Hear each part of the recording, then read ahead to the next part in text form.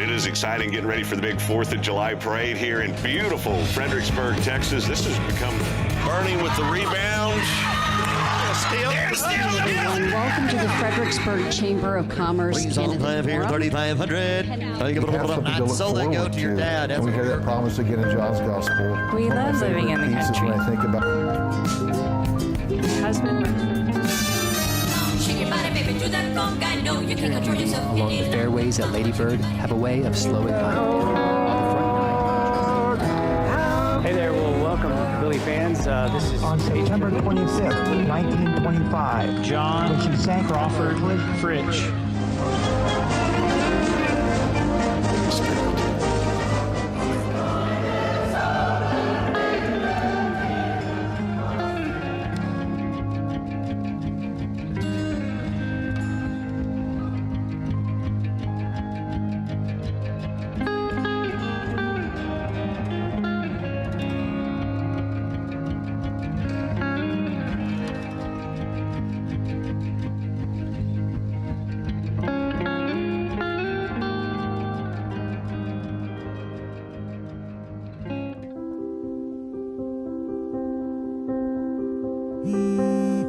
Hello. Hey John, Scott Emmel, SI Wealth Management. We'd love to sit down and discuss financial strategies with you. At SI Wealth Management, understanding the unique needs of our clients is essential.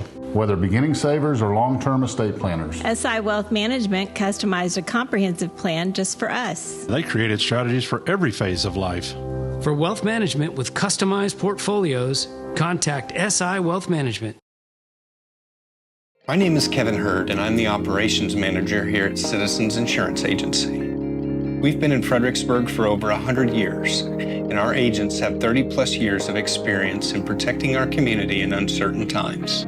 The future has always been uncertain. But whether you're starting something new or protecting what you love, we've got you covered. Citizens Insurance Agency, 100 years strong, and we're still here.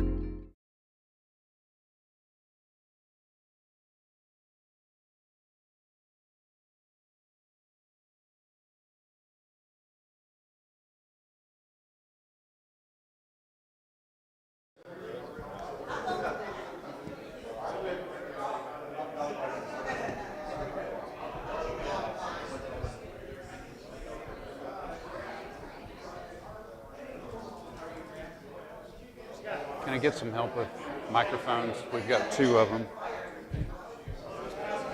Yeah, probably need to keep one up here.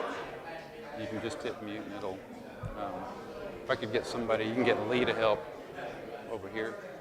And then if we could just pass this one around for staff. Get Lee. You want me to hold on to this one? Yeah, or pass it around? Get Lee to, here. Hey Lee. Do you mind handing this around to people that are...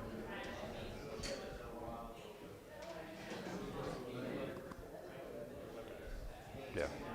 Yeah.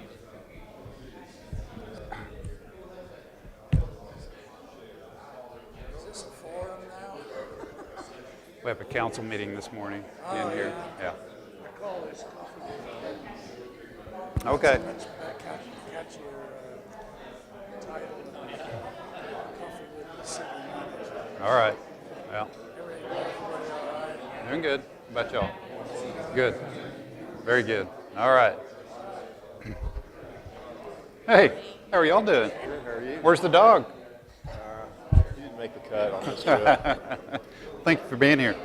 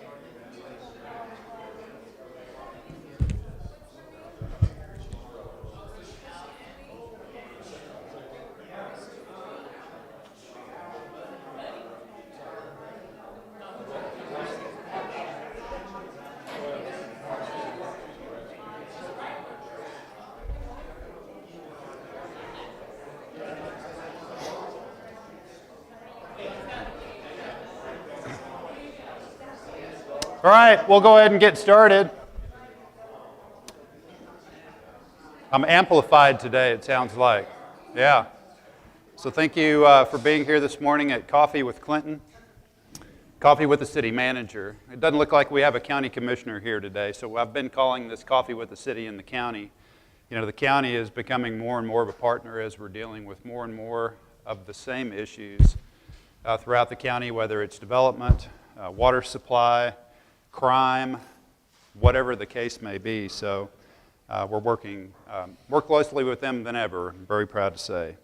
So I have a number of items to update you on. The last time, just first off here, the last time we had a council meeting following this meeting, and I gave my monthly city manager update to the council, to this group. And really it consists of three main different parts. First of all, it's a development update. Everything development related. You see a lot of construction going on around town. We get a lot of questions about that. So we're trying to push out a lot of good information, up-to-date information to folks. So everything development related. I also give a project update, whether that's a major public works project that you might be dealing with as you drive down Main Street every day, or another project, parks project. I give a project update. Then I give a financial update, how the city is doing financially. Sales tax, ad valorem tax collections. I also give an update on enterprise fund revenues, which are water and electric, sanitation generally, just to give everybody an idea where we are with that. If you have any questions about those things, I can touch on them. I'll be giving that update, the updated update, to the council next Tuesday. That information is available online also. Again, it's just an opportunity for folks. And in fact, I think this lady probably has a copy of my report that I gave to council. So that's available online. It's on the city manager's page, and you can also find it as part of the agenda. So check that out. Also give an update on PD, fire EMS, those operations. So I've given this number before. Any idea how many calls PD responds to in a 1-year period? Any idea? Anybody? 10,000. 10,000. 5,000. Fire EMS responds to about 5,000. PD responds to about 20,000. So 20,000. So you're about halfway there, Charles. Yeah. So again, if you want to know, a little bit more detail about what's going on, we put together in Fire EMS and PD a lot of statistical information, so you can see what those call volumes look like and what they're responding to and so forth. So we're going through the budget process currently. It's a very long process. It starts in the May timeframe, ends just after mid-September. This year we're adopting our budget on September 19th. And I will tell you, going into this budget process, after we sat down with all of the departments, taking a very conservative look at operations, justifying any increases in line items in the budget, just operations and maintenance line items in the budget, we were about 1% higher than last year on our overall budget. We adopted a budget of $76 million last year, and we were shooting very close to that this year. Again, we're trying to develop a budget with all of the needs in there, including the O&M component, the projects that we have planned for, whether that's water parks or otherwise, the equipment replacement. Also, new employees. We added 13 new employees to the payroll last year, positions. We didn't fill all of them. And we have 14 that are being proposed this year. I don't know that they're all going to make the cut, but we're trying to bring a budget to the council that does not require a tax increase at this point. That's our objective. However, we just had a budget workshop with the council yesterday, and one of the items that we're talking about, or I'm sorry, on Monday. I get my days confused. On Monday, and we're talking about different categories of projects that could potentially require the issuance of debt, a bond election potentially, a bond election by the community saying yes or no to a proposal, for instance, to build a new city hall. One of the categories is facilities. We do have facility needs. Our 10-year space needs for City Hall, 26,000 square feet. We have 13 right now with 3 departments outside of City Hall, and the need to move more people out, so we keep getting more spread out, more disjointed, communication breaks down. So that's one need. Police station, municipal court. We did a conceptual design for that facility last year with a price tag of about $28 million. I would add also a new fire station to that list. However, that will be a shared cost between the city and the county. And right now we're looking for options to fund the construction and operation of that with a fund that doesn't quite exist yet on the county side, so a little bit more to come on that. Another category is projects. Sports projects. We have the need for a sports park, soccer, baseball, softball. Most recently, tennis and pickleball have risen to the top. We have 2 failed bond elections for a sports park, one in 2017 for a $12.6 million project, another one in 2019 for a much reduced project, $6.1 million. Now, the Soccer Association has been doing fundraising, asking the city and the county both to contribute to just the construction of soccer fields. So they have proposed a project with a cost of about $2.5 million. There are about 500 kids in the community, both the city and the county, that participate in soccer. And the projection is in the next several years, Andrew helped me out with this, we're looking at probably somewhere around 700 kids-ish. Something like that. So again, we have a lot of these needs in the community. We're talking to the council about, again, the potential for a bond election to fund some of these things. So that will be the last thing that we talk about is the tax rate. We've been keeping the tax rate relatively the same. We either adopt the same tax rate, typically in the past 10 years, or what we call the no new revenue tax rate, which is the rate that doesn't generate any new revenue with the existing properties that are on the tax roll. It only generates additional revenue for the new properties that are added to the tax roll every year. So we've really held the line on that. As we've been getting around doing our town hall meetings. If you're not familiar with our town hall meetings, we're about to do number 9 of 27 that we have scheduled coming up this Thursday. But it's basically coffee with the city manager with typically the entire council right there on your doorstep. So we bring the mayor, just about the entire council. Our police chief is typically there.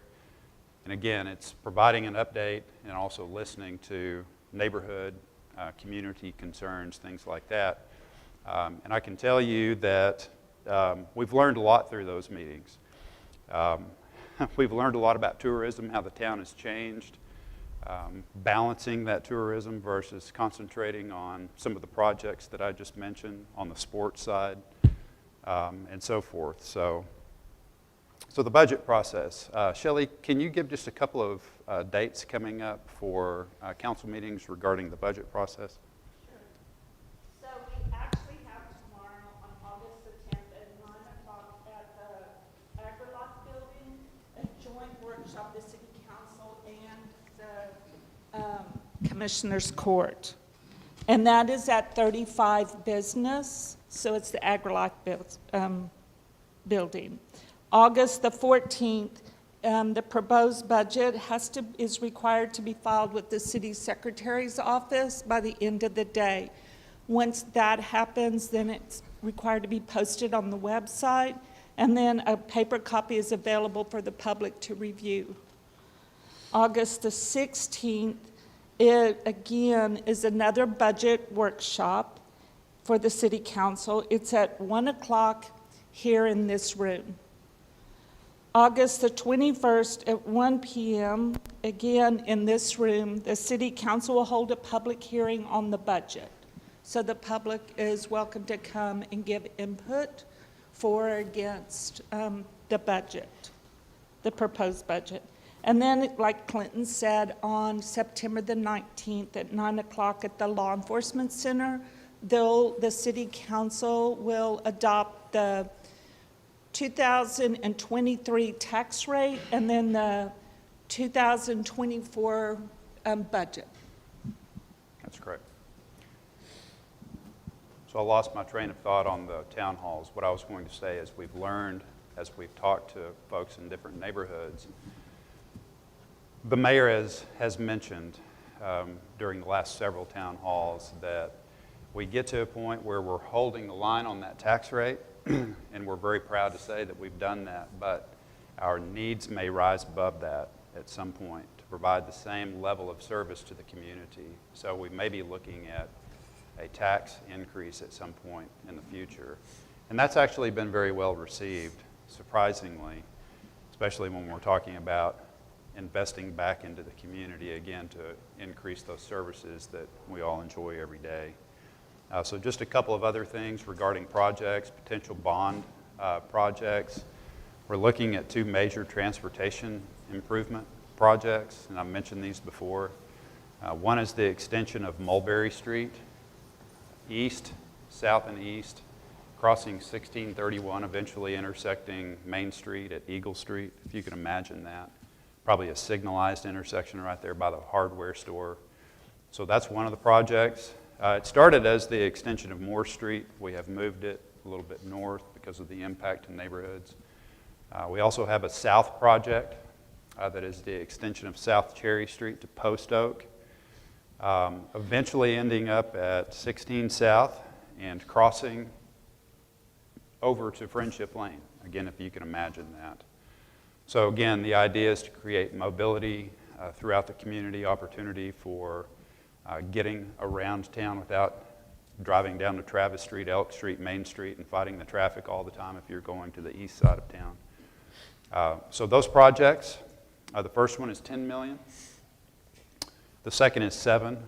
The council's interested in seeing what that looks like, tax impact-wise. So we will be bringing back next week to the council a proposal for each one of those projects and a combination of the two, showing what that, again, tax impact would be. We can borrow, by the way, up to about $5 or $6 million without a tax increase. So that's a little bit of a cushion right there if the council did decide to pursue that. Another item that Councilmember Briley is working on as part of the budget, along with the police department and fire EMS, is a housing incentive for PD and those emergency services workers to try to get them here in the community and help them out. It's something that a lot of cities across the state are doing. Hiring police officers is a particular challenge in this in current times, not just this community, statewide, nationwide. So we're trying to get those folks into at least the county. Don't know if I should say this, but half of our police force lives outside of Gillespie County. I'm trying to get them located closer and sent them to do that. So anything to add on that, Randy, other than what I just mentioned? Yeah, two things. One is the recruitment funnel. Recruiting 5 years ago, you have 10 folks come into the top of the hopper, maybe 1 or 2 candidates come out the bottom. When I talked to both Chief Izzle and Chief Overhauer, that funnel is getting a little more challenging, and so we don't have as many candidates coming into the fold anymore. So, strategically, what I'm proposing. Sorry, I thought I had a big mouth. What I'm proposing is that we develop a strategy to retain the police officers that we have today, so they're not being cannibalized by neighboring towns, because this is not just a Fredericksburg problem; it's a national problem. So Kerrville, Bernie, and others will become just as aggressive as we will, quite frankly. So retain the police officers that we have today, and then also look at housing incentives. And this isn't final yet, so I don't have all the details yet, but understanding how can we help our first responders live in our city, number one, or the county at the very least, and how do we help incentivize and make sure that they're enabled to do that? When I look at the cost of housing here in town versus Kerrville, it's a $175,000, $200,000 difference between Kerrville and here, and we'd like to have those folks in our community to be part of that community. So that's really the thought process. So again, we've worked real hard over the years to make sure that our benefits are competitive with other cities, and also our pay. We've made a lot of sacrifices. We've done a lot of projects in-house to free up that impact to our budget in order to ensure that we can funnel those funds to PD and fire EMS so that we have those emergency services in place. We're going to end today, by the way, talking about water, drought, development, and also fire. We're going to end with Chief Bizzle giving some tips regarding how you can help them prevent wildfires, among other things. Yes, sir. I have a question back to you on first responders. Yes. Does the first responder list include emergency room nurses and doctors? So we haven't gone through that detail yet. So right now, my thought process, and I'm open to input, is looking at our first responders first. The city's obligation is to provide police, fire, and EMS to the community. So I'm really looking at that. I am in conversation with the Create Healthy organization on a few other areas. So this is work in process, probably early on, but I'm open to any input. I would encourage that those folks be on the list because, and I think all the police guys and the fire people can roger up on that. They know who they are in the emergency room and they work closely with them. So yeah. They're critical, without any question, they're critical. What it comes down to is a very finite, limited set of dollars that we have to work with, and that's where we're trying to hold the line on taxes and how can we still provide services. Well, our emergency room is too big, but I would encourage you to include them. I appreciate that. Thank you. Thank you. Before I go on, since we do have a few new faces in the room, I failed to recognize a few folks we have in the room. Starting with Randy Briley. Councilmember Randy Briley is with us. We have Councilmember Bobby Watson. Former Councilmember Graham Pearson is with us today. Starting over here, we have Garrett Bond, our Assistant City Manager. Chris Canese, Director of Public Works and Utilities. Lee Foyge in the back, Public Information Officer. Reagan Rapke, our Fire Marshal. We have Braxton Raymer, Lieutenant in the Police Department. We have Chief Bizzle, Fire Chief, Fire EMS, Andrea Schmidt, right here, our Parks and Rec Director, Lieutenant Seelig, Shelley Goodwin, our City Secretary, and Leslie Embry, our Administrative Assistant. That's the hardest part of my job, is remembering all of that, by the way. So, next item, Fredericksburg Citizens University. This was an idea that our City Secretary, Shelley, brought to me among about 20 or 30 or maybe more like 100 other innovative ideas. She's full of those. We're always talking about ways to get folks in the community involved and educate them so they may be able to better serve this community, whether that is just through having more knowledge or serving on a board or commission or even the city council. So Fredericksburg Citizens University is something that we're likely going to start after the first of the year. 15 to 20 students will meet for about an hour and a half each month. We're talking about doing this probably after 5 p.m., trying to cater to the younger crowd. But it is intended to be a very broad education of the inner workings of city government, starting with meeting myself, the mayor, city council, talking about Fredericksburg, the history, the demographics, the city council, the city manager, city council form of government. Here, again, just getting folks familiar, much like we do with leadership, Graham, the information you put together. And then working through each department, city attorney and city secretary. A lot of folks might not know everything the city attorney does and is responsible for. Public safety, same thing. Completely different world when it comes to fire EMS. These guys work around the clock. It doesn't matter what the incident is. Fire, someone falls, a pendant alarm goes off, a vehicle accident, whatever the case may be. They average about 12, 13 calls a day so far this year, and they never know what that's going to be. Police department, another one that works around the clock. Again, you see some of what they do, but real eye-opening when you really dig into that. Parks and Rec, same thing. A lot of open space, a lot of maintenance, a lot of special programs. Public Works, very complex department, involves a lot of services to the city that we all enjoy. And then working through, finally, to opportunities to serve. What does it take to, what is the obligation to be on a board or commission? What do these different boards and commissions involve?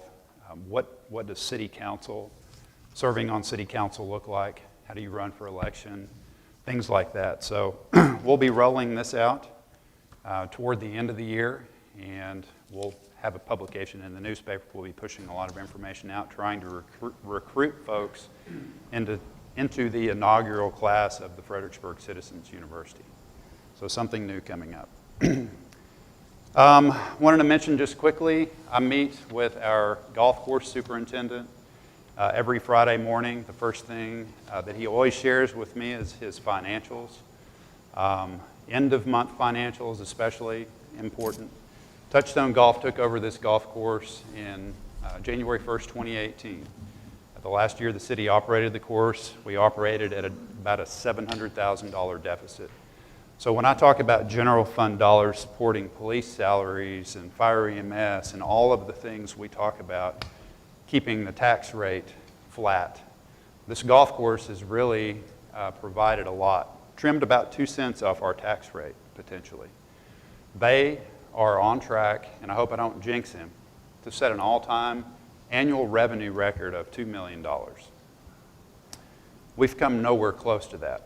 They have just over $800,000 in the bank right now that is not dedicated to any one project, and they've invested about $600,000 back into the golf course since 2018. So a remarkable job they're doing out here, and again, just one of those things that offers all of us a lot of relief, a different way of doing things. I wanted to mention our comprehensive plan. We do have a joint city council Planning and Zoning Commission meeting in this room at, is it 11 or 11:30 today? 11 o'clock today. We'll be discussing progress on our comprehensive plan. We also have a community open house regarding the comprehensive plan. That's Wednesday, August. Today. That's today, I'm sorry. Wednesday, August 9th, which is today, at 3:30 p.m., starting at 3:30 p.m. at the Pioneer Museum Sanctuary at 312 West San Antonio Street. So if you're interested in that, there's a QR code on this page. You can scan that. You can go get that information, attend that open house, get involved in that process. Garrett, anything to add on that? Is that okay? I've got it. Okay, drought development, water, long-term weather forecast. I could have started with this and talked until dark. We're in an exceptional drought in the entire state of Texas, but particularly in this region. My wife and I were just looking at the drought monitor maps for the state of Texas since January of this year. And I hope to have those with me today, but I didn't quite get them done. But if you look at this region, We've been in this bullseye of exceptional drought since January. There's literally a dark red spot on the map that includes Gillespie County, Kerr County, all the way down to Bexar County. And it's been there since January. You think West Texas is hot and dry. You know, they're having 110-degree temperatures, but the overall drought condition is worse here than anywhere else in the state, and it has been since January. August is no exception. So every year, we work with our underground water district and put together a presentation, give that to the council in the February, March timeframe, early spring, giving a state of the city water address, basically. The city talks about well levels, we talk about water demand, we talk about water conservation, all the things we've done, which we have a very good story to tell on that front. I'll touch on a few things. And then the underground water district touches on really kind of the broader outlook, county-wide wells, water consumption, modeling of underground water, comparing that to data over the past several decades, and then finally getting into that long-term weather forecast. So first of all, and Chris, I might have you add just a little bit to this, if you could grab a microphone from Lee. Our well levels this year are doing just a little bit better than last year. If you could come over here, actually. But we're seeing that demand, that water consumption really begin to increase right now compared to even last month. So we went into stage 4 watering restrictions a couple of months ago, which basically cuts the amount of time you can water during the week in half. So instead of being able to water 4 hours in the morning, 4 hours in the evening, on your designated day, we've cut that down to 4 hours in the evening on your designated day. It's enough to keep your trees alive. The target reduction for average daily usage is 20%. After we had been in stage 4 for a month, we were at about a little bit over 20%. The maximum daily usage reduction is 40%. We were really close to that. We're starting to creep up just a little bit more, but we're a little bit better on our well levels compared again to last year. I will say this, the Hill Country region in general, I say this every time, people don't move here necessarily for a job, like moving to Austin or San Antonio, something like that. People move here because they want to live here. They want to retire here. So the population in this region is really growing. So there's really two things that are driving this water situation: the drought and the growth, not only in the state, but in this region. You look at 50-year growth, it is projected, population is projected to increase 80%. And most of that coming in the next 20 years, 70% of that total coming in the Hill Country region. Hays County, San Marcos, fastest growing county in the United States, and they're running out of water. They truly are. We're not running out of water here. We don't have the level of demand here. So we're being ultra conservative. Just heard yesterday the Texas Division of Emergency Management gave a weather update as part of their fire update. And they talked about 11 communities in the state of Texas that have less than a 6-month water supply currently. So one statistic that I learned about a month ago, when you look at that growth, and Lindy probably knows this, when you look at that growth, that 80% population growth, we'll need 1,300% more water, developed water, than we have today. So what does that mean? You know, there's all kinds of water conservation measures that we can apply, new reservoirs, desalination is part of that, aquifer storage and recovery, tertiary treatment of our reclaimed water that comes through our wastewater treatment plant. These are things that are being done across the state. One other thing that's being done is on the water conservation side, through the current legislative session, the state of Texas approved about $2 billion in funding for rural cities to improve their water infrastructure. The average rural city has about a 50% water loss. So for every gallon they push out into the system, they lose about half of that in leaks. When Chris and I came on board with the city of Fredericksburg, we had about a 13% water loss. We did a leak detection survey over about 3 years. We repaired all of those leaks, and we got that down under 2%, which I don't think there's anybody in the state that's lower than that. So we're back up just a little bit, about to engage in that leak detection survey and fixing those leaks again. And these are small leaks, but they all add up. We saved enough water from where we started to accommodate 10 years worth of growth in Fredericksburg. So instead of going out and spending $10 million on new wells and all of that infrastructure, again, at a cost to our citizens, we have this very low cost being responsible for our system, these repairs that we made to save that water. So all of those different strategies are being used across the state to ensure that we have enough water to support that population growth. Regarding the long-term water, and then I'll let Chris talk about wells and such. As part of the presentation that Paul Tiber gave early in the year, he draws from NOAA weather data and predictions for that long-term weather outlook. And we're going through, all of the statistics say that we're going through, or would be going through, this La Nina to El Nino transition. We started that in March. I mean, it's happening. You know, the ocean tides, all of the things, right, point to the fact that we're going through that jet stream, all of that.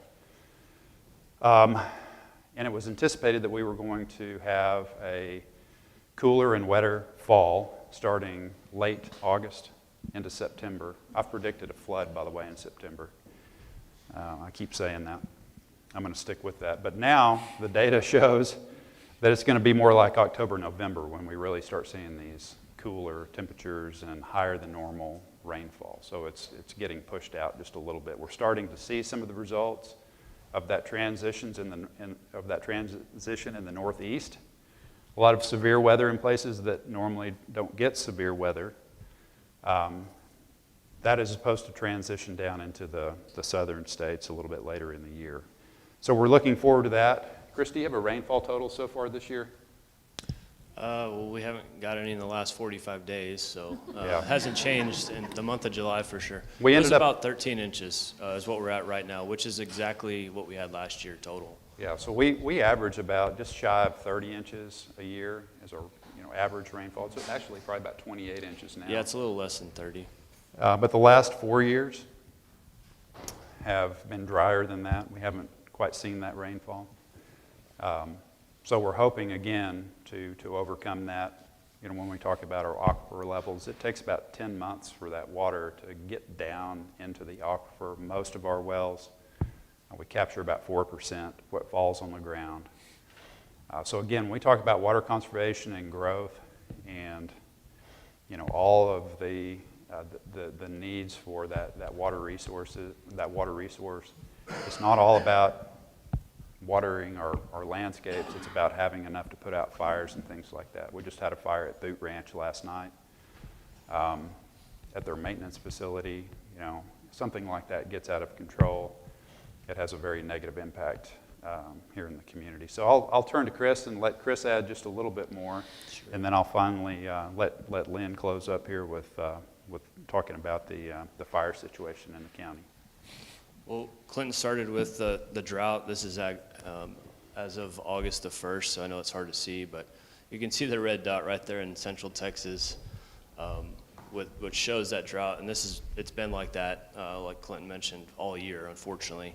It did go down some in the months of May, just because we did get some rain in early June, but it's right back, and this has been there for a good while. So as Clinton mentioned, this is a long drought. It's not just last year and this year. We've been in this drought for, I'd say, 4+ years if you look at average rainfalls. Hopefully the weather pattern will change. Happy to report our aquifers actually are doing well. I would consider well after being in the drought for as long as we have been. Like Clinton mentioned, our aquifer levels are about the same as they were this time last year, slightly higher in one of the well fields, and about exactly where we were this time last year. So if we start looking at the rainfall and comparing that this year to last year, going into stage 4 early on in the year, being blessed with some rains in the month of May and June, I think has really helped kind of sustain that level over the last 3 or so months. With that being said, we continue to partner with all of our customers in getting through this. We do have, I would say, at least 30 days to go, maybe a little bit more than that. But hopefully we're getting rainfall and that aquifer can start recharging later this year and through next year, and then hopefully next year we have more of an average rainfall. But happy to report that the aquifer levels are, holding strong, I would say. So that doesn't mean go water more. But that does, let's continue conserving and get through this because they will eventually recharge. Yes, sir. So one of the topics that's been danced around. Lee. Got it. All right. One of the topics that's been danced around at several of these coffees that hasn't yet gotten an answer, I don't believe, is the statements are the city's doing a good job in its current management philosophy. Appreciate all the city's doing, appreciate the awareness of water. But there's a concern in the county, probably in the whole hill country, about development. And it doesn't appear that the city has yet done anything to manage water in development. That the future restrictions they'll have also, right? So the use for lawns and stuff, but that it would seem that any new developments should put in the infrastructure within their systems, right? And that there be some rules and regs or heavy guidance, depending upon how that works, so that active water management, the current infrastructure, not plumbing, right, but in the houses, has no controls to manage water in the average house, right? So, but we're not hearing that there's anything limiting development as to how those future people can conserve their water, and just having them not water their lawn may not be enough. And so what is being done in vision of how water management on the average individual may need to change in the future, and where's the rules that are starting to come out? So if I could answer that. Through the comprehensive planning process, we're looking at some requirements for low flow fixtures and new development, whether that's apartments, single family residential. We're also looking at some landscape requirements. We're also taking a look at some incentives. There are a lot of cities that are starting to do this. Rainwater harvesting, a lot of that sort of thing is what we're talking about currently. A lot of those things you'll see start showing up in ordinance. There's two things. The comprehensive plan and the legislative session are going to result in a review of all of our ordinances, tightening up of ordinances for code enforcement all the way down to some of these development requirements. So regarding the development in general, and one of the reasons why we do the development update every month is we want to give people a really good idea of what's happening regarding development in town.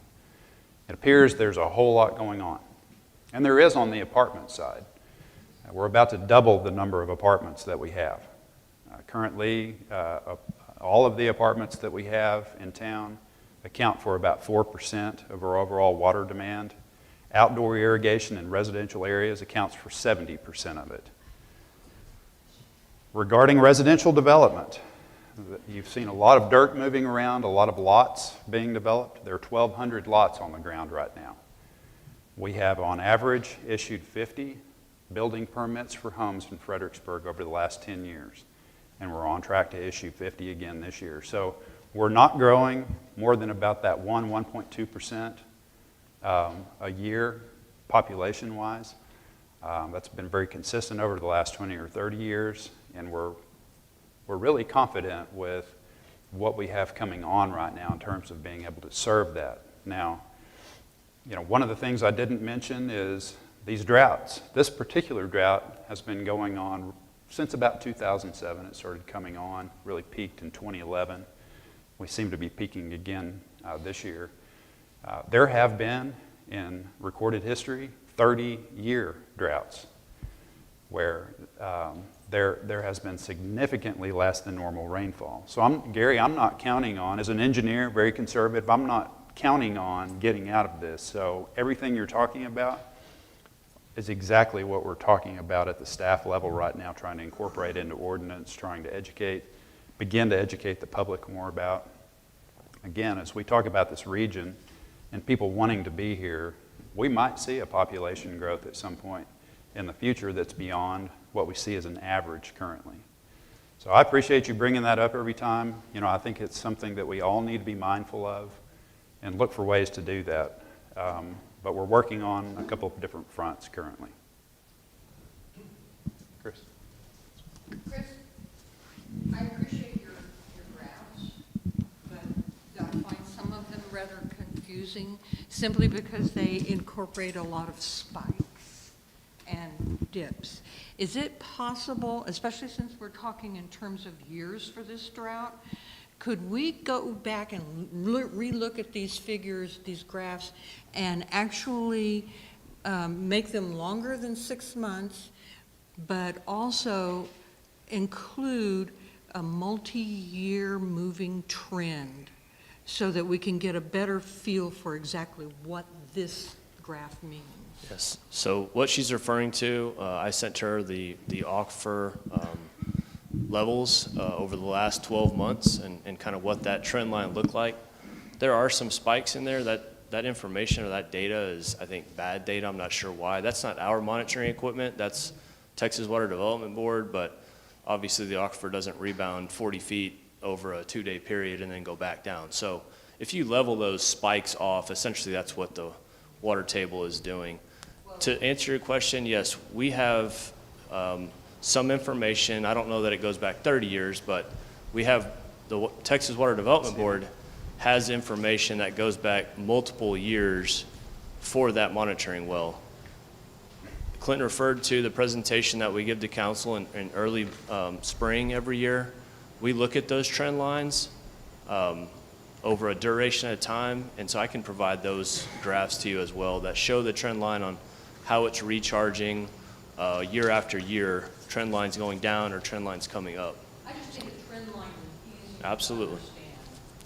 I have that information. I can send you. So you can look at that. You can look at that data over a 30-year or 30-day period.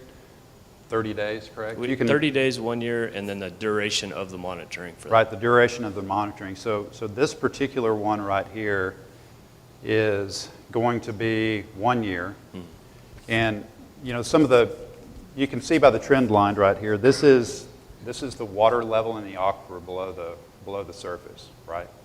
So this water is much deeper in the winter months, you can see, because people aren't watering outside. And then when we get into that June, July time frame, it becomes, right, people really start using that water, so the situation changes. You can even see it between weekday and weekend. We don't allow watering on the weekends. So you see that aquifer rebound, and then you see it drop back down the next week. So, you know, all of that is accounting for that fluctuation in usage in town. But it's interesting, and one of the things we do every year is we draw an average line across all of those peaks. And I can tell you from 2014 to about 2018, we were actually banking water. So every year we're recovering a little bit better than last year. But in the last 5 years, we've been going the other direction. So, you know, we were here last year, and we're here this year, and we keep going down every year going into the year. Right. And so I think that when we get to the point where we're talking about this historical level, that's when the trend line becomes really important for everybody to understand. Sure. So I would just make that request, and if we can do that, that would be helpful. Certainly. Absolutely. I think that presentation was given to council in February. I can send you the exact date. Yeah, no worries. Definitely get it to you. Sure. Anything else on the water side before I have Lynn come up? Yes, sir. Here you go, Lindy. Lindy Siegel. I'm just outside the city limits. I'm working on an op-ed piece for the newspaper. and would like to take a quick 3-question survey of the folks in this room. How many of you know, first of all, that the only source other than rainwater harvesting or catchment, the only source for Fredericksburg water, city water, is underground? Could I get a show of hands? Thank you. Number 2, that the underground aquifer that I'm referring to does not stop at the city limit sign. How many of you know that? Thank you. And finally, that the county of Gillespie places no such restrictions or mandates for water use outside the city limits under this same aquifer. How many of you know that? Less. Okay. That's what I needed to know. Thank you. I think that last question was the most important one. I think that if you think that the people who live outside the city limits are out watering their lawns and don't care is a bad assumption, because we live on those wells, and when that well goes dry, that's on us. What we're saying is we're seeing developments out in the county that include very dense lots, numbers. Right, and some of those have a massive impact on the aquifer level, right? You just heard that 70% of consumption inside the city limits is outdoor watering. I'll tell you a quick tale of 2 cemeteries. Drive over by the St. Mary's Catholic Cemetery. The original cemetery off Metzger Road is inside the city limits. The newer section is just outside the city limits. Go watch the water draining into the street down Metzger Road on a given morning because of no restriction. I have neighbors, ma'am, right down the street, new neighbors, who have 5 and 10 acre ranchettes. I drive by there at 5 and 6 o'clock at night. It's 105 degrees. They have elevated sprinklers in a windy day, full sun, spinning, watering their little patch of grass. So please don't tell me that it doesn't happen outside the county. What I'm saying is we have, those of us who live out in the county on a well, we're not watering, not where I'm at. Now where am I? I'm not saying that they're not, but some are watering because they are. I know that. But we call them. We talk to them. We don't want, I mean, if my neighbor's well goes dry, I'm next. So if I see my neighbor out watering, I go and talk to him about the water situation. And we're trying to do the same thing. There are exceptions to the rule, but I'm talking primarily about newcomers who have that mindset that we have the right by Texas law to use the water beneath our property however we choose. You're right, it's a matter of education. We've got to get people on the same mindset that you and I are on. And the other thing is we have to support our county commissioners when they come down on people for doing this, or for subdivisions for coming in and asking for hundreds of acre feet of water. And you got to under the right of capture, yes, ma'am. And you're going to have to support the Hill Country Underground Water District too, because they are faced with the same. So I think we may take part of this conversation offline. Absolutely. But one of the things that we're seeing more and more of is, you know, some of these real dense developments in the county, and really we're trying to work to provide the county more tools to control that sort of thing on the water resource side, right? And the state is working on that as well. I will add that we do take a look at the top 100 water user list every month, and we use that list as a tool to educate people, and we've been very successful in getting people to adjust their sprinkler systems, and you know, people that might not read the newspaper or be up to speed on the latest restrictions. So that's another tool that we use with code enforcement to identify those people that might be using a little bit more, watering multiple days at the wrong times and so forth. Anything else, Chris? All right, could I have a microphone for Lynn? Oh, Chief, there you go. Okay, good morning, everyone. I'm a very positive person, so I wanted to start with a success story that took place over the weekend where we responded to a young child who fell into a cistern. Now, I know we're talking about, water. In this case, was very lucky because there was very little water in the bottom of his. But anyway, we were able to successfully extricate him out of that cistern with no injuries. So I want to start with kind of a success story that took place over the last week. And then I want to shift to the drought conditions and some potential things that all of us in this room can do to help prevent some of the wildfires that we're seeing throughout the state. And it's not just in Gillespie County. If you look at the news overnight in Cedar Park, there was a wildfire that started that completely destroyed an apartment complex. That's what we try to prevent once one starts. Our issues are the wind. We don't like wind, especially when the wildfire starts. The fire creates enough wind in and of itself with 30 to 60 foot flame fronts in front of us that we try to contain.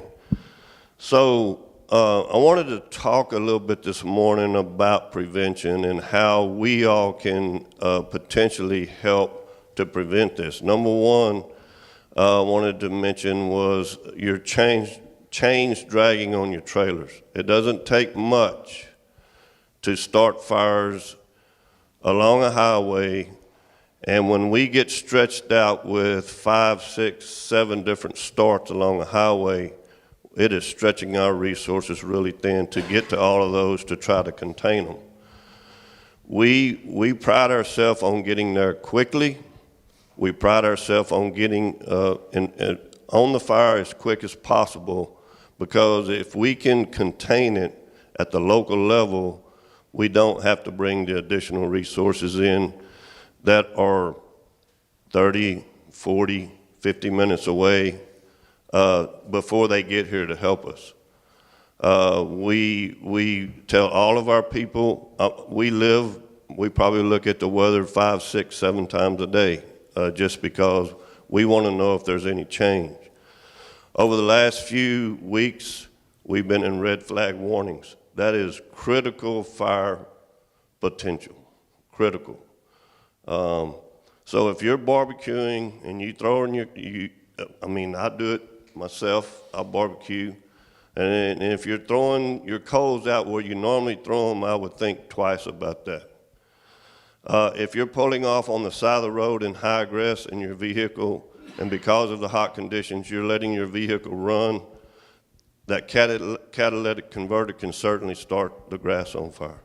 What we are seeing and some of the challenges that we face is getting to it, right?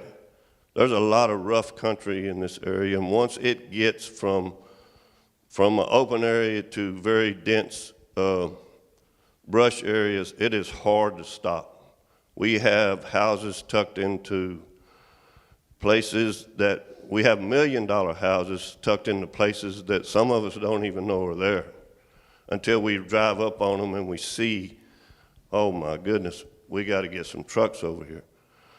So as we move forward through this drought, I encourage everyone to use caution, more so than you would normally do. I would not burn any trash at this point. We had a fire this week due to that.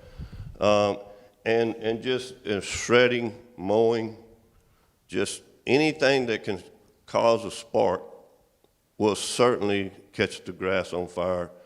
And once it hits the wind, you don't have time to, it gets away from you in a hurry. We've talked to many people who may be, and I want everyone to understand everybody needs to make a living, right? Welding, cutting, all of those types of things has to be very, very cautious. You have to have a defensible space around those areas that will not carry the fire to some very dense areas in our community. So I just wanted to briefly visit with you all this morning, help you, or tell you, hopefully you can get the word out to others that we can work together in this community to help prevent some of these fires that are occurring. It's hard to believe that it's been almost exactly 1 year since the Big Sky Fire. We all remember the Big Sky Fire because it had smoke. I mean, we were there for 7 days, and we want to really try to prevent that from reoccurring in our community. And I want to thank all of our first responders.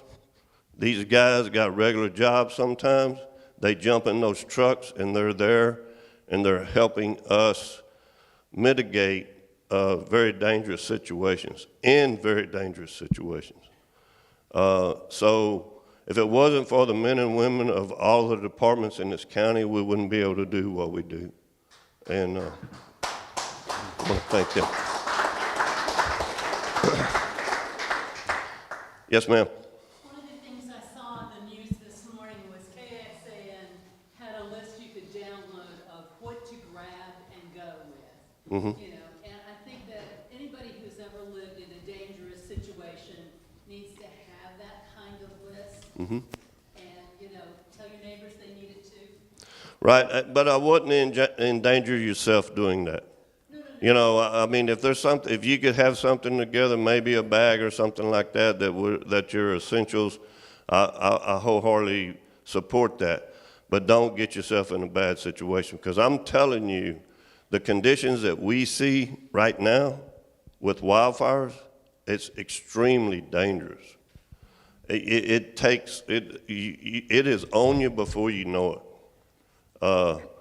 And I just want to make sure that to make sure that people understand, you got to have a way out, right? And when that wall of fire is coming at you, you have to be thinking way ahead of what it could potentially do, because it can cover some ground in a very, very short amount of time.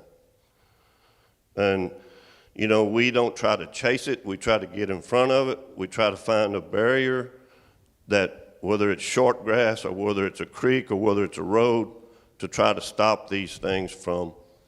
And if you'll notice, I mean, it just takes one ember flying out of the main fire that's going to start another fire somewhere else, right?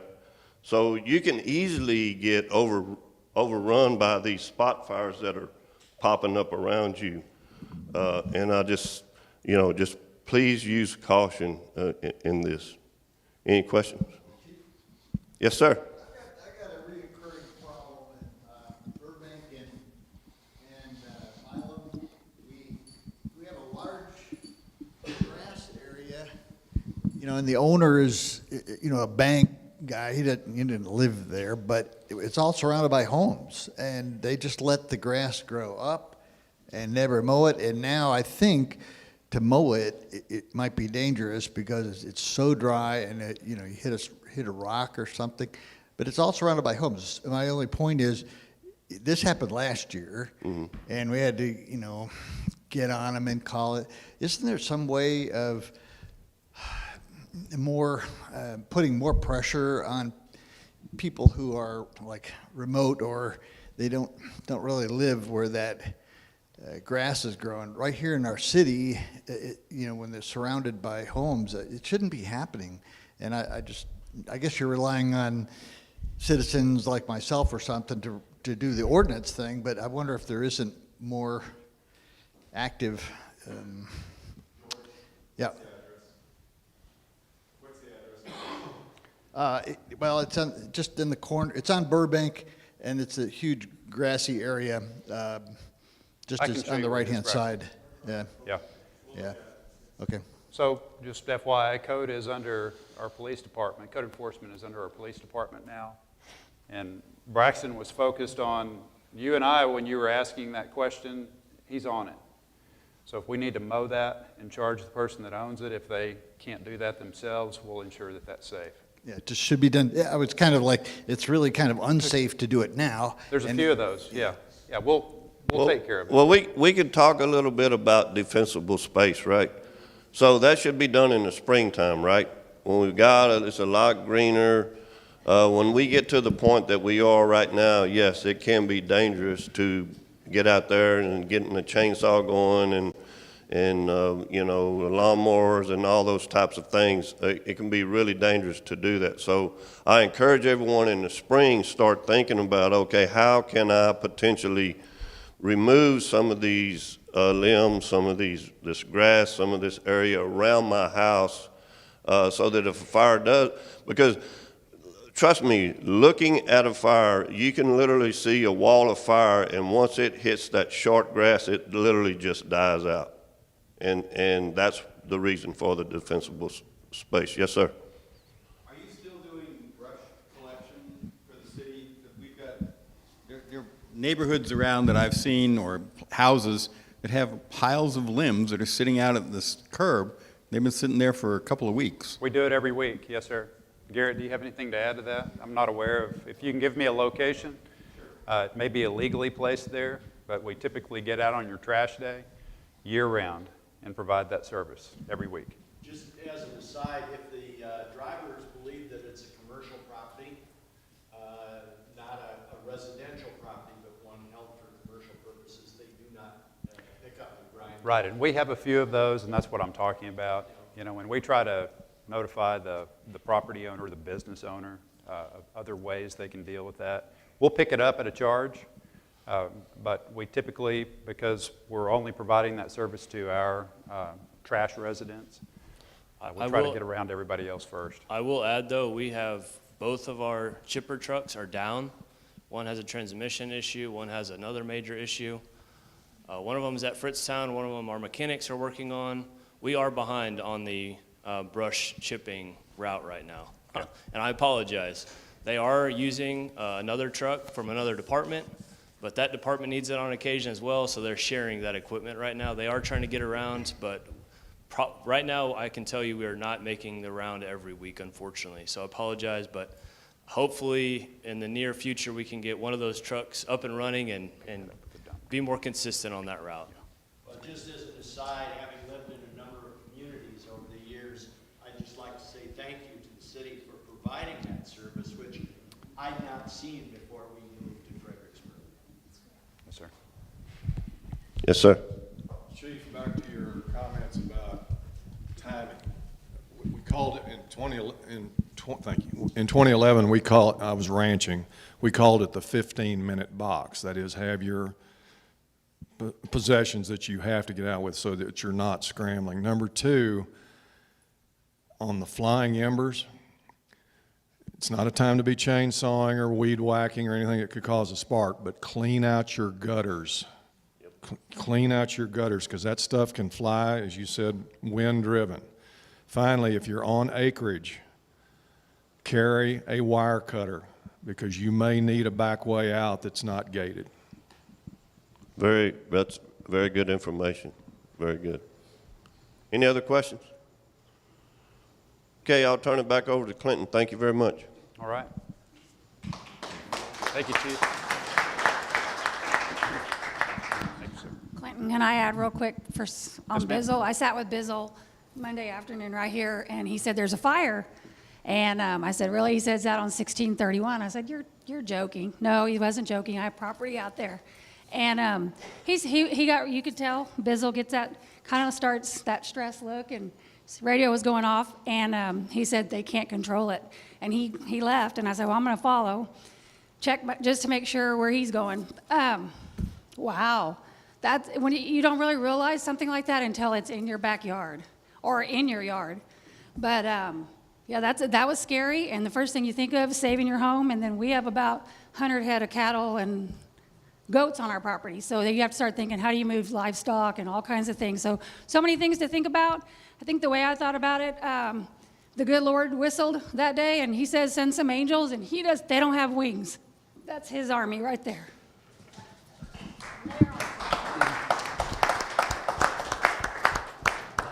Well, thank you for that, and I couldn't agree more. So. Amazing work, especially when you think they were still, a long way, but how many acres did we put it burn, Bizzle? 75. That's it, and I know that's a lot. That's it, y'all, that's it. By the way, I'll have to say this, since we're picking on Lynn, we have a employee award, series of employee awards we give. every year, and Lynn received the Employee of the Year award this year. And also, Thank everybody that I work with, because it's a team effort, not one person, does it all, because we have a great city, great community, great people that work for our community. And I know I can go to any one of them if I have an issue, and we're gonna work it out one way or another. Great people. also Chris Canese, Supervisor of the Year award. So congratulations, Chris. Okay, I'm going to start right here. Alan. Alan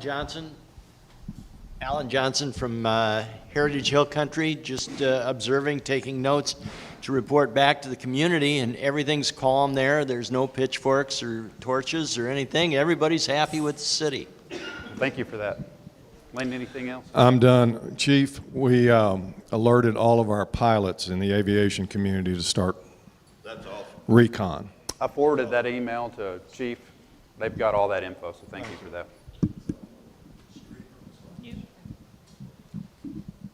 Yes, ma'am. I just want to say, everything has been so well handled, and there's so much more openness about what's happening with the city in terms of city council, and that's really good. And just, I would like to continue to encourage everybody to be in the moment and present when things are happening. Thank you for that. Scott Warren, no, I'm just here listening. All right. Thanks for being here, Scott. All right. Well, you don't have to mind her. Charles Thompson, I'm just proud to be here. All right. Right here. Yes, ma'am. I'm Miranda Chavoya as well, just happy to be here. Thank you. Thanks for being here. Dr. Hamerson. Eric Hamerson, nothing to say. Thanks very much. All right. Don Moreau, Carriage Hills. Vicki Cunningham, Heritage Hills. Hi, Bill Wagaman, also Heritage Hills Country. Just wondered, is there any sort of a forecast for all of the apartments that are being built and all of the short-term rental type properties, the new stuff that's just being built? Has anybody done a forecast as to what sort of revenues those are going to generate tax-wise?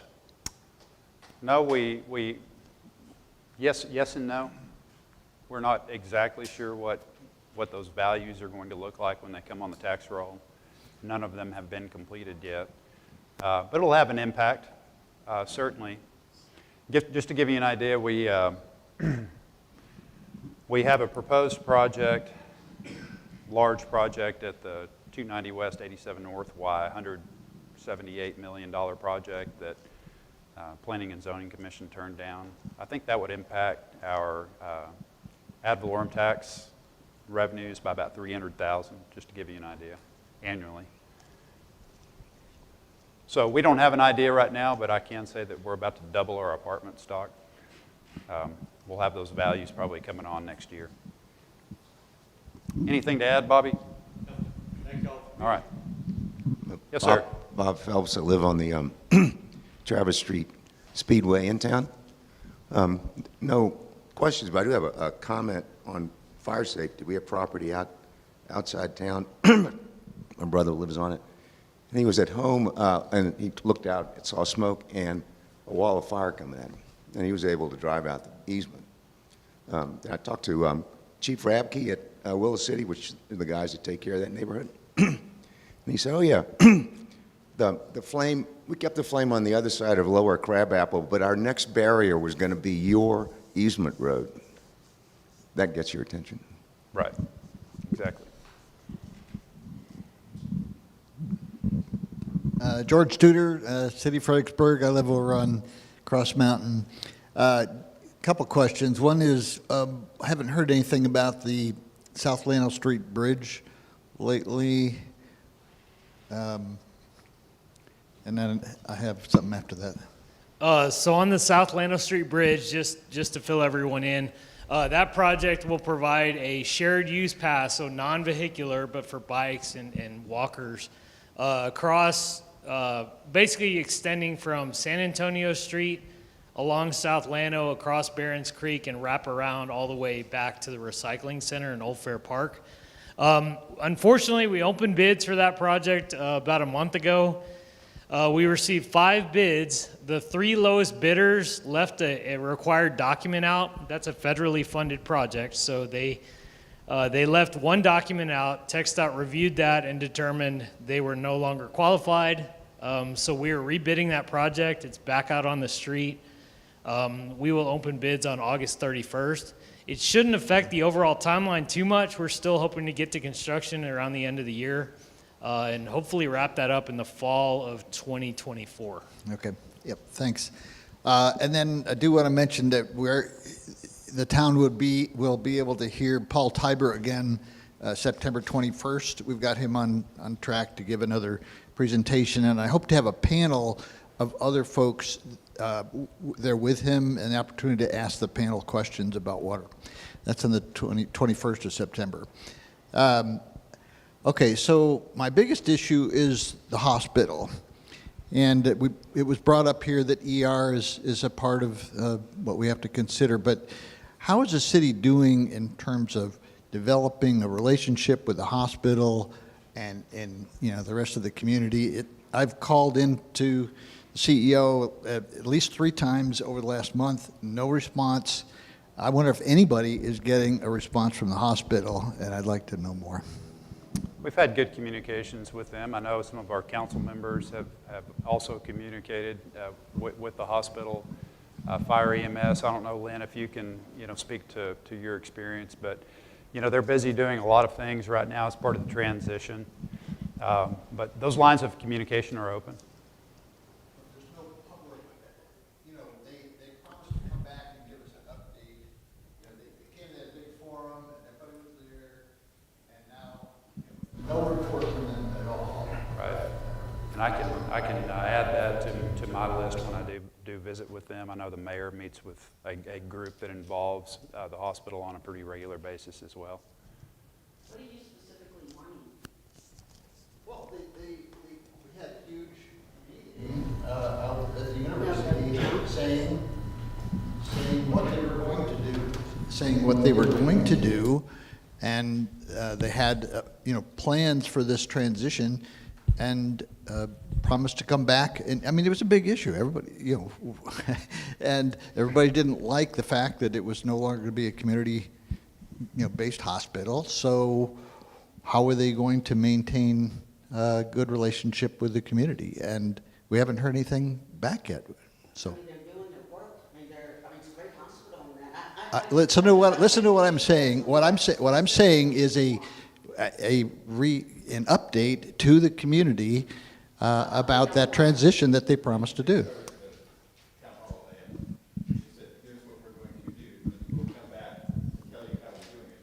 So we can follow up on that, George. Now I'll get with you offline on that and see if we can create that opportunity for the community.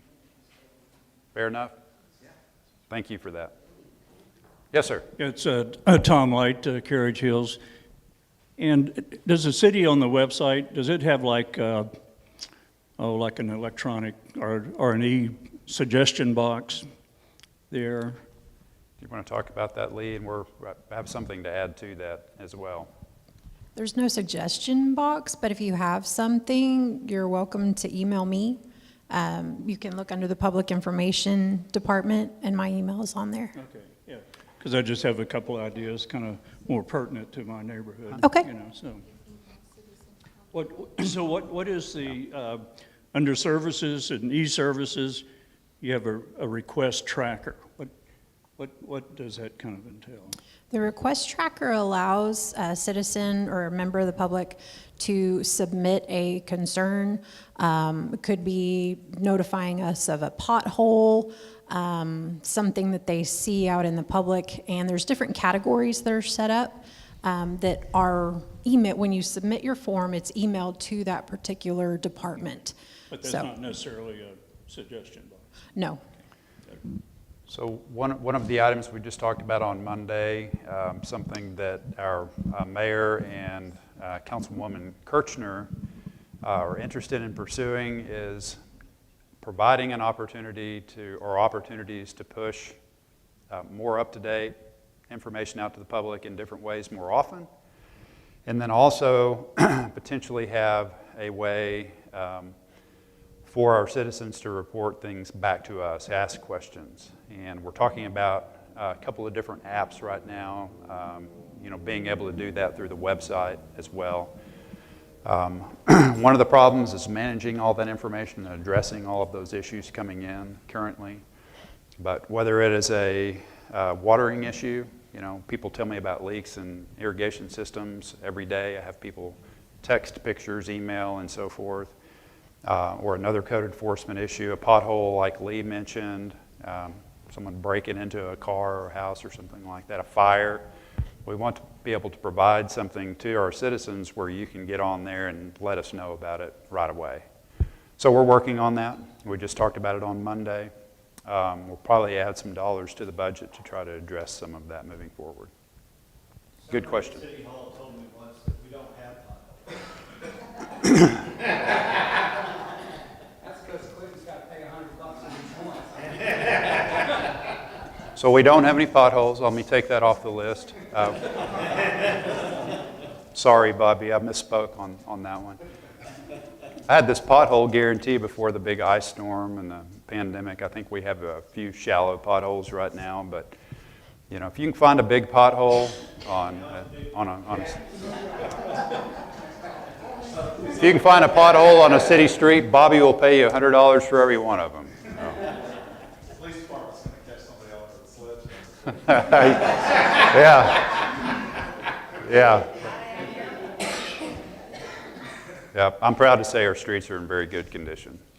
We may have. I'm Bill Vernon. I live in the city, and I want to thank you for these monthly updates. I really appreciate it, and it's a good condensed way to find out what's going on. Well, thank you, and thank you for making the last town hall.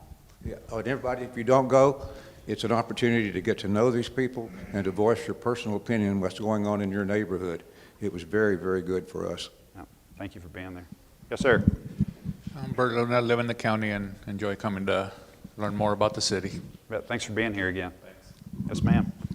I'm Deb Youngblood, and I'm with the Pertinalis River Alliance. We are a group of concerned citizens. We love the river, what's left of it, but we are constantly looking for ways to help.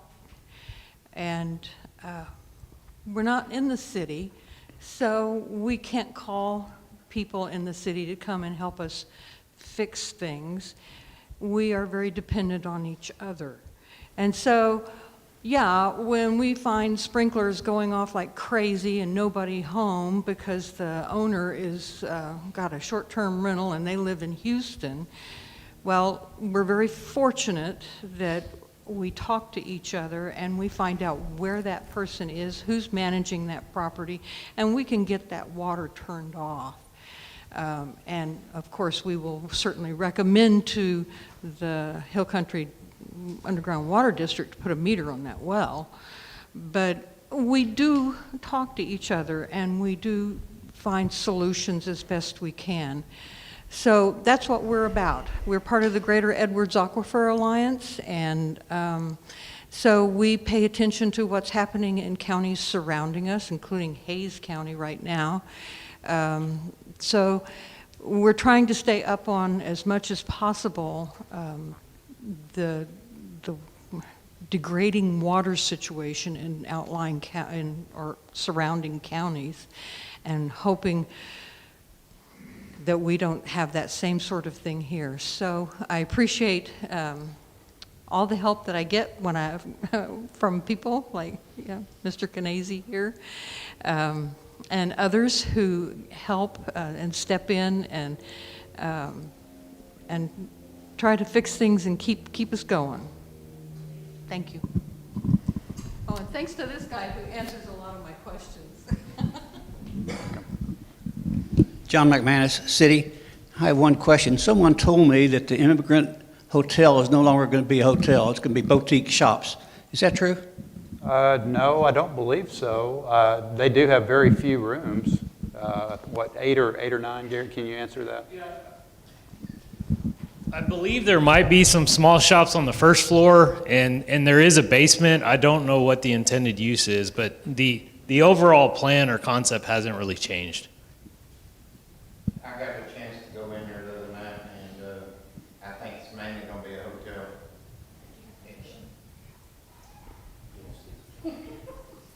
Okay.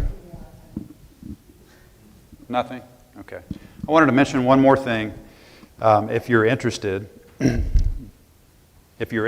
we have through our Forest Service out here at the airport 4 different single-engine air tanker airplanes. They call them seats, and you may see them coming and going from the airport. In fact, I just saw one take off a second ago.